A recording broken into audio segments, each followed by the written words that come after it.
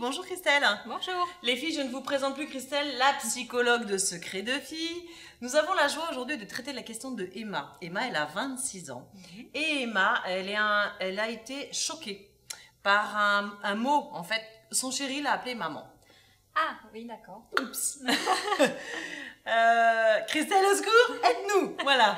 Je comprends effectivement qu'elle ait pu être surprise. Alors, moi, ce qui me vient comme question pour Emma, c'est quelle relation ce chéri il a avec sa maman. Parce que si les relations sont bonnes, qu'il aime sa maman, finalement, c'est deux personnes qu'il aime très fort. Un jour, ils se trompent. C'est pas très grave. Ouais. Par contre, si les relations sont un peu conflictuelles ou si Emma trouve que maman est trop présente, que voilà, il y a une relation un peu particulière entre sa maman et lui, là je comprends effectivement qu'elle puisse être choquée. On peut parler de transfert, Christelle ? Complexe d'Oedipe et compagnie. Voilà, effectivement, on peut y penser. Qu'est-ce qui n'est pas résolu de son côté pour appeler sa chérie maman? C'est ça. Voilà, exactement. Donc, je crois que le mieux, c'est de ne pas rester avec ça. D'en parler? Ah oui. Ouais. Tous les deux? Oui, il faut lui poser la question. Parce que faut qu'elle lui dise à quel point elle, ça l'a... Choquée. Oui, parce qu'elle a l'air assez atteinte quand même. Bah, pour le dire comme ça, en tout cas, oui, ça m'a choquée. C'est clair que c'est marquant. Et du coup, il ne faut pas qu'elle reste avec cette question.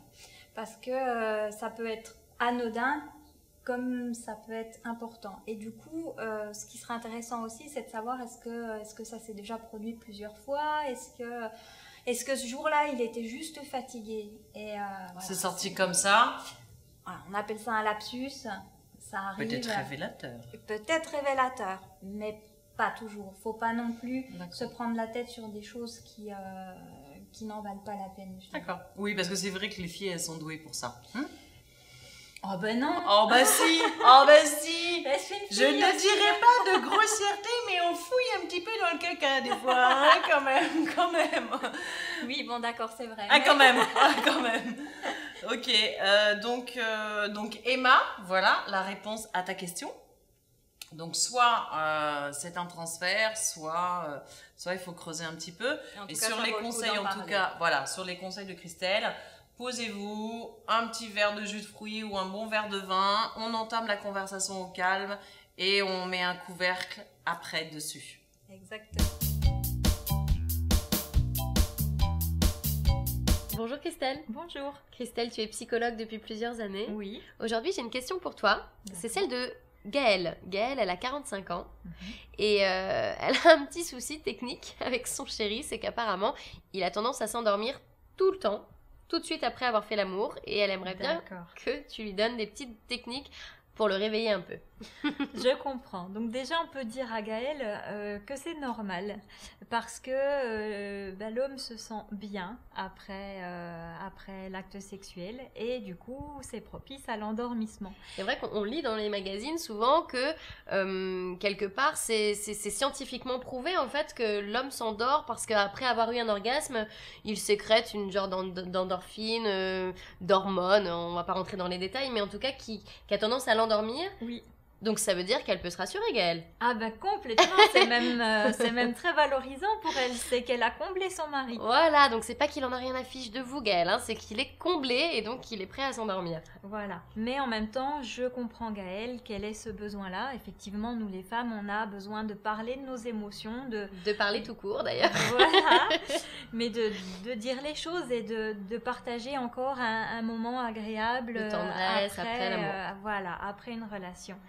Et ce que peut faire Gaëlle éventuellement, c'est déjà le dire à son conjoint. Lui dire qu'elle a envie, qu'elle a besoin de discuter avec lui après. Voilà. Et puis de trouver un compromis avec lui pour que ça ne dure pas trop longtemps, pour que chacun des deux y trouve son compte. Et il y a aussi une autre petite astuce, c'est de faire ça quand son chéri est moins fatigué.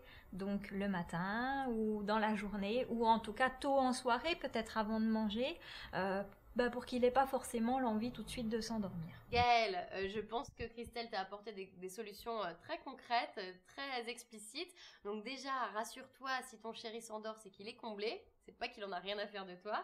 Et alors, au lieu d'aller faire des petits câlins avant de s'endormir, plutôt privilégier des câlins matinaux ou bien des petites siestes crapuleuses dans l'après-midi quand on est en week-end ou en vacances, ou alors juste avant manger, parce que s'il a faim, il s'endormira pas. Bonjour les filles, bonjour Christelle. Bonjour. Je ne vous présente plus notre psy de secret de fille, qui aujourd'hui a la lourde tâche de répondre à Alice. Alice, elle a 23 ans. Oui. Et en fait, elle a des doutes sur le fait que son amie la trompe. D'accord. Donc, qu'est-ce que... Je te refile le bébé ? Ben écoute, Hein je prends. On va je faire comme prends. ça On va essayer de trouver comment l'aider. Comment parce réconforter que, Alice. Voilà, le truc c'est surtout le doute. C'est ça. Là c'est ce qui est le plus difficile, c'est comment savoir finalement, c'est ça la question. Donc qu'est-ce qui se passe? Qu'est-ce qui a changé dans son couple pour qu'elle ait cette impression? Qu'est-ce qu'il en est de la communication entre eux? Est-ce qu'elle arrive ou pas à lui poser des questions sur peut-être des absences injustifiées ou un éloignement de sa part, parce que un éloignement du conjoint, ça veut pas forcément dire qu'il trompe, ça veut dire qu'il a peut-être ses soucis aussi et qu'il ne sait pas les gérer à deux. Si elle souhaite savoir s'il la trompe vraiment, je dirais pose la question. Oui, alors, admettons, Alice pose la question à son chéri. Chéri, est-ce que tu me trompes? Qu'est-ce qu'il va dire? Non, ma fille, je t'aime. Ouais, mais c'est le début de l'entrée en communication. Ah, c'est ça. Voilà. Ok. C'est D'accord. aborder le sujet. En fait, il faut trouver la faille. Difficile. Voilà. Et du coup, écoute, si je te dis que je pense que tu me trompes, c'est parce que, tu as changé, tu es différent. Qu'est-ce qui se passe? Et c'est vraiment, communiquer. Il faut absolument dans ce cas-là, parce que sinon, tout va être sujet au doute. Tout. Elle va tout imaginer. Oui, le moindre retard de travail, le moindre... Elle va en souffrir énormément. Elle est déstabilisée, oui, c'est ça. Oui. Donc il ne faut pas rester dans cette situation. Il ne faut pas rester avec ce doute. Il faut trouver des solutions pour savoir. Mais savoir vraiment, pas imaginer. Donc en fait, tu es en train de nous dire qu'il faut qu'elle fasse Sherlock Holmes. Ça peut passer par là, mais bon, après, faut pas non plus que du coup ça crée des tensions. Il faut pas devenir parano non plus. Exactement. Voilà. Faut pas créer des tensions supplémentaires dans le couple, ni être parano comme tu dis, mais trouver ce qui pourrait prouver et puis voir surtout comment elle le gère ensuite. Dans ces cas-là, on peut penser à la thérapie de couple. Voilà, parce qu'avoir une tierce personne qui intervient, ça peut permettre de calmer les tensions.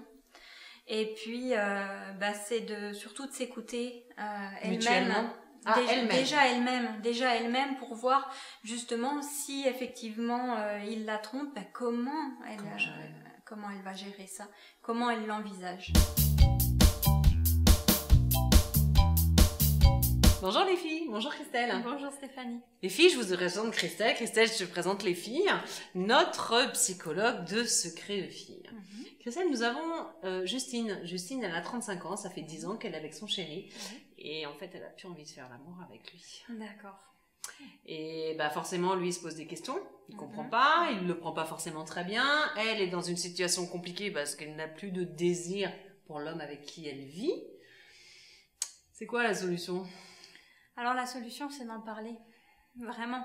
De pas rester dans le silence qui permet à l'autre de tout imaginer. Et puis, ne plus avoir envie, ça peut arriver. Ça veut pas dire forcément qu'elle ne l'aime plus. D'accord. Ça peut être un passage. Ça peut être un passage parce qu'elle est fatiguée. Oui. Parce qu'elle a des soucis. D'accord. Ça peut être aussi parce que il s'est passé quelque chose entre eux récemment qui fait que du coup elle lui en veut. Et forcément tout ça émotionnellement, ça implique que on est moins disponible pour avoir des moments intimes avec son chéri. Donc dans ces cas-là, clairement le lui dire. Et puis si toutefois elle sent que les sentiments ne sont plus là, si c'est vérifié depuis quelque temps qu'elle ne l'aime plus, c'est pareil, il faut pas rester dans le silence. Elle va se faire du mal, elle va lui faire du mal à lui aussi, et la situation risque de dégénérer. Alors que si elle en parle, si elle se sentira déjà beaucoup plus à l'aise avec ça, Et puis ça lui permettra peut-être de retrouver l'envie, parce que peut-être que lui, il aura envie du coup d'essayer de nouveaux trucs pour la séduire, de la reconquérir. Et c'est peut-être ça qui manque aussi. Le jeu de la séduction. Ben oui, la petite flamme qui vacille et qui est plus, au bout de 10 ans, plus très active. Donc il est peut-être temps aussi pour tous les deux de retrouver une harmonie, des envies communes. Et ça peut arriver au début d'une relation? Ça peut arriver à tout le monde. Oui, ça peut arriver à tout le monde. Complètement. Ça arrive aux hommes aussi de ne plus avoir envie de... Ça arrive aux hommes. Et je crois qu'ils en sont même encore plus mal quelquefois. C'est vrai. Ah bah, oui, parce que c'est ce côté très masculin. Complètement. L'homme qui n'assure pas, c'est ça? Ça casse la virilité. C'est ça. C'est pas forcément évident à vivre. C'est ça. Tu vois, Justine, ton cas n'est pas désespéré. Ça arrive. Il faut juste... Je pense que le mot qui revient, c'est vraiment la communication. C'est ça. C'est ça. C'est C'est vraiment le lien commun dans un couple, de toute façon. oui. C'est le mot qu'on utilise très très souvent et... Quand il n'y a plus de communication, il reste plus grand-chose finalement. C'est ça. Alors Justine, à toi de jouer. Explique-lui et puis ça ne peut que très bien se passer. Merci beaucoup Christelle. À bientôt les filles. Bonjour Christelle. Bonjour Mélanie. Christelle, tu es psychologue. Oui. Ensemble, on répond à la question de Flo. Flo a 23 ans et eh bien son chéri aimerait bien qu'elle lui fasse une fellation. D'accord. Sauf qu'elle a un souci, elle n'aime pas ça. D'accord. Alors, comment elle peut faire? Bah déjà lui dire les choses clairement. Je veux dire, en matière de sexualité, il n'y a pas de normes. Donc, et l'important est de se faire plaisir, autant l'un que l'autre. Donc, ne rien s'imposer, ne faire que les choses qui nous conviennent et le faire en communiquant. Oui, parce que j'allais te dire, Christelle, que peut-être que son chéri va se sentir rejeté, va penser qu'elle ne l'aime pas vraiment si elle ne veut pas lui faire de fellation. D'où l'intérêt de dire les choses sans tabou. Elle a certainement ses raisons pour ne pas avoir envie de faire ça. Et elle peut lui dire, il est je pense tout à fait capable de comprendre ça, mais elle peut aussi le rassurer, lui dire qu'elle l'aime et faire d'autres choses qui puissent le combler sans pour autant qu'elle se force. D'accord. Donc en fait, il ne faut pas qu'elle se force. Oui. Ça, c'est un principe de base. Oui. En revanche, communiquer pour rassurer son chéri sur le fait que ça n'enlève en rien ses sentiments et qu'elle va peut-être pouvoir lui démontrer autrement et par d'autres manières dans l'acte sexuel. Oui. En revanche, est-ce qu'ils peuvent trouver un terrain d'entente? Parce que peut-être que si elle lui explique, si elle lui explique le pourquoi du comment, qu'est-ce qu'elle n'aime pas, pourquoi elle ne l'aime pas, peut-être que son chéri va pouvoir pallier le problème, faire un pas vers elle, et finalement ils vont peut-être trouver un terrain d'entente, y aller par palier. Voilà, c'est pour ça qu'il est très important et très intéressant de dire les choses, de ne rien cacher, parce que finalement l'autre est capable d'entendre et de proposer des solutions, de proposer des alternatives, de voir les choses différemment, de proposer des jeux qui rendent certains actes agréables. C'est ça, c'est voilà. que parfois on se fait une montagne, on se met des barrières psychologiques, Oui. et finalement, par amour, dans le jeu, en détournant un petit peu la chose, on se rend compte qu'on peut prendre du plaisir et que ça peut devenir très agréable. Voilà, l'important étant de le faire dans le respect.